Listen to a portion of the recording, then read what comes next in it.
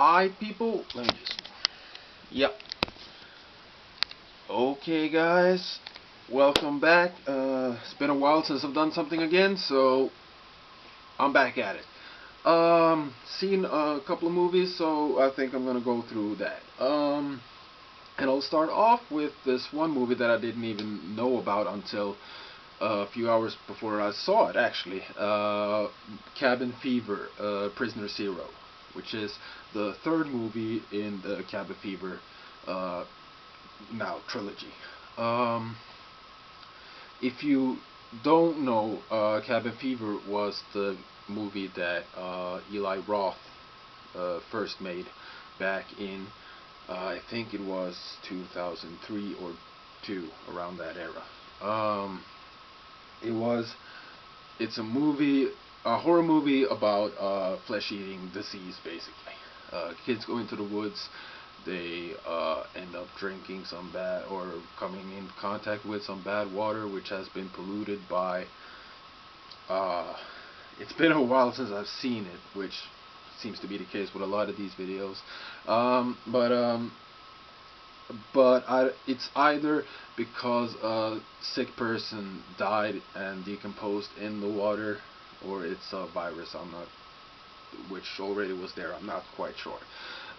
But either ways, it's basically just this disease spreading, and Eli Roth showing off his not as much his horror skills, but at least his gore skills, with a lot of cool effects. I can't remember the name of the actor right now, but the main guy in Cabin Fever was the friend of the main kid from Boy Meets World. So if you watch that, then you know the guy with the mid parting, or what the fuck, whatever you call it. After that, of course, Eli Roth went on to do the Hostel movies and left sort of Cabin Fever behind. And the second movie got picked up. Again, a lot of names escape me at the moment, but it was made, and it was, after what I heard, it was butchered so much by the studio that the director himself took his name off the movie. I like it. It's more of a comedy than the first. It's it's showing how the tainted water is spreading from the first movie, and basically all the way through a city, or a high school. It's a prom movie on top of that. You have a returning character in a police deputy. Maybe he's not the sheriff; he's the deputy, and a party guy, I think it's called. And he's as fun as he was in the first one. He has a much bigger role this time around. So it's it's more like of a comedy. It still got some good kills in it. I seem to remember a fat girl in a swimming pool, which was to this very cool effect. Um, but yeah, it doesn't have the same, I don't know, following, or maybe appreciation that the first one has, because if Eli Roth does one thing good, I like Eli Roth. I like his movies. I like Hostel. I'm a big fan of Hostel. But the one thing I can say about Hostel, which none of you likers or haters or whatever's whatever you can say about Eli Roth, you can't say that his he puts all of them into his projects. He gets the great locations. He gets the great effects companies to work with him.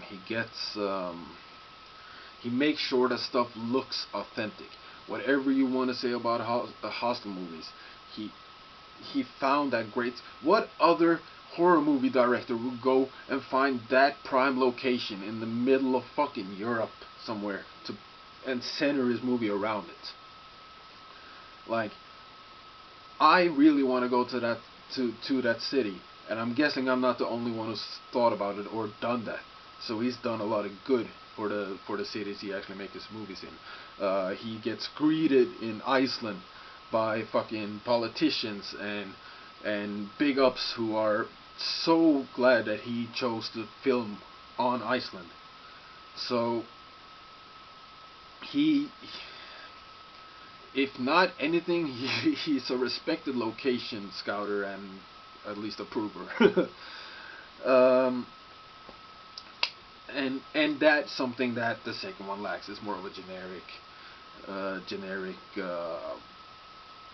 slasher movie, gross out movie more.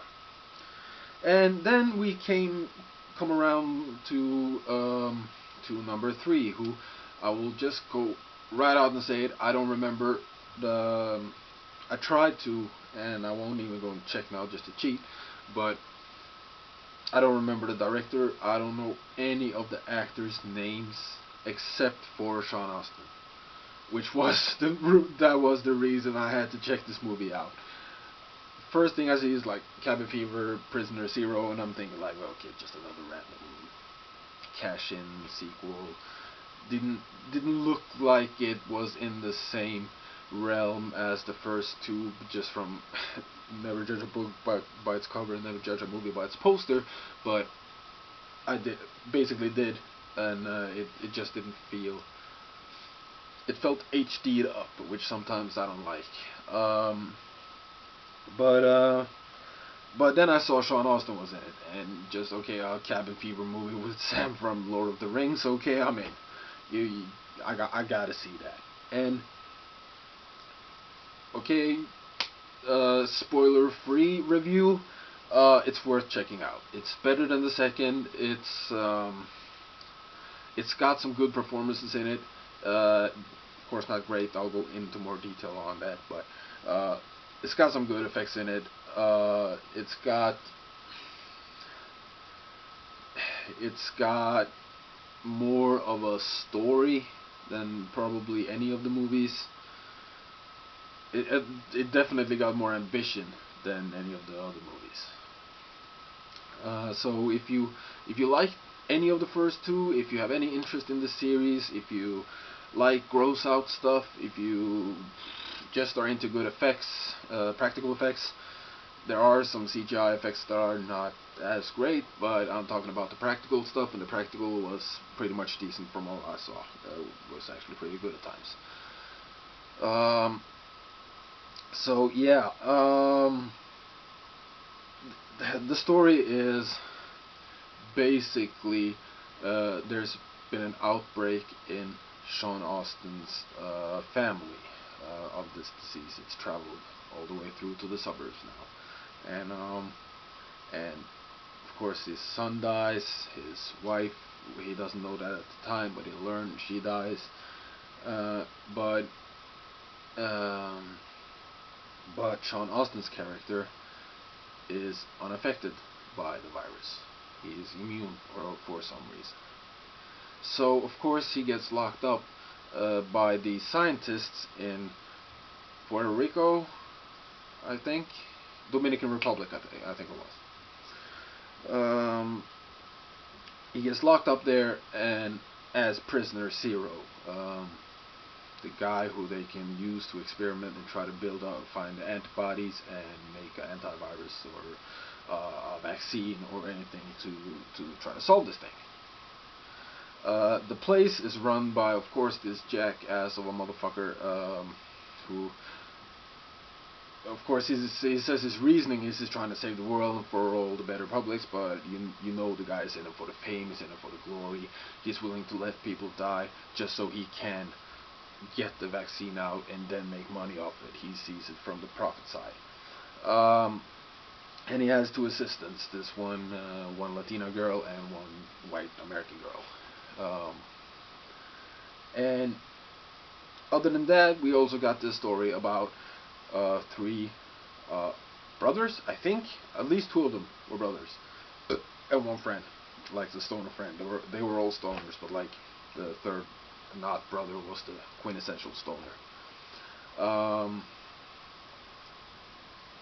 And their story revolves around the oldest brother getting married and the bachelor party he's going to have in the Dominican Republic.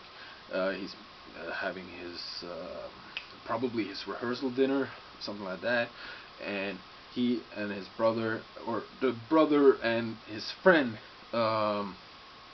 gets rents a boat and are basically going to have the bachelor party the day before the wedding. Smart idea in a horror movie, I know, but that's how it goes.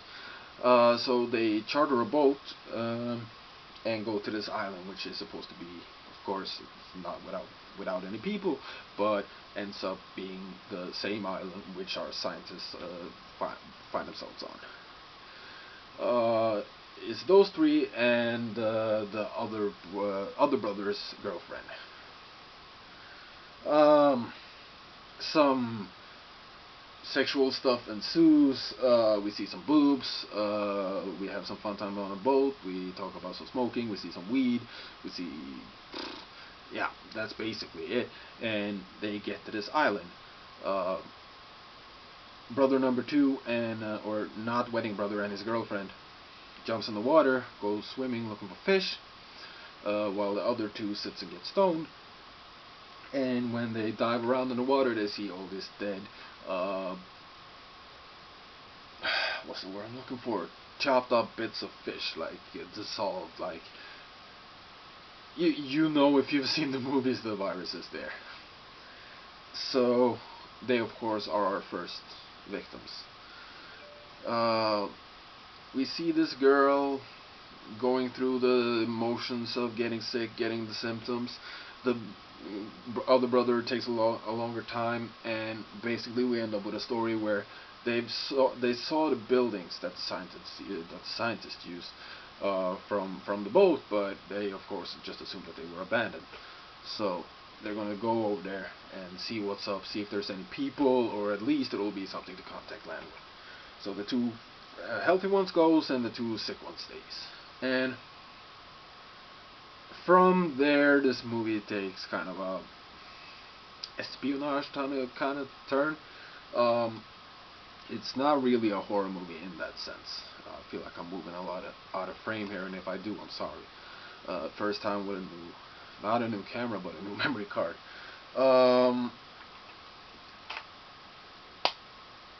It becomes this. The brothers stumble upon the scientists,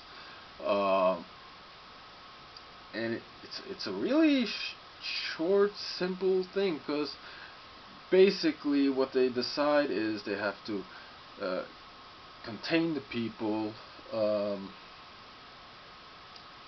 basically blow up the lab. There's a lot of stuff in between here, a lot of details, a lot of clues to what the disease may have come from and stuff like that. And if you watch diligently, you might find out prematurely what the deal is. But I didn't on first watch. On first watch and only watch actually, but you get kind of a nice filler in during the end credits. You kind of see how it all connected, which was kind of fun, because like me, if you didn't catch it then it all suddenly makes a lot more sense. They actually did plan something. Sorry.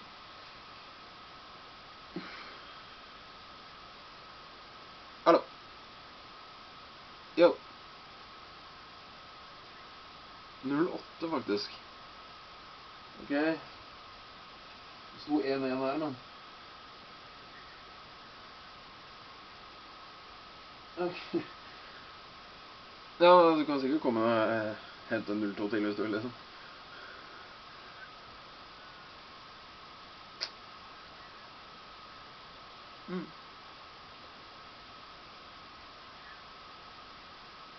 Greit det. Yep.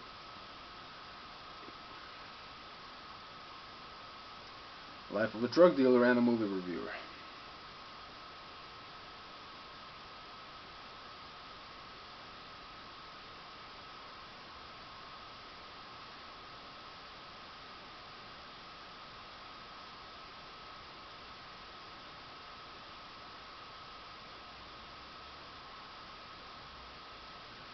Yep.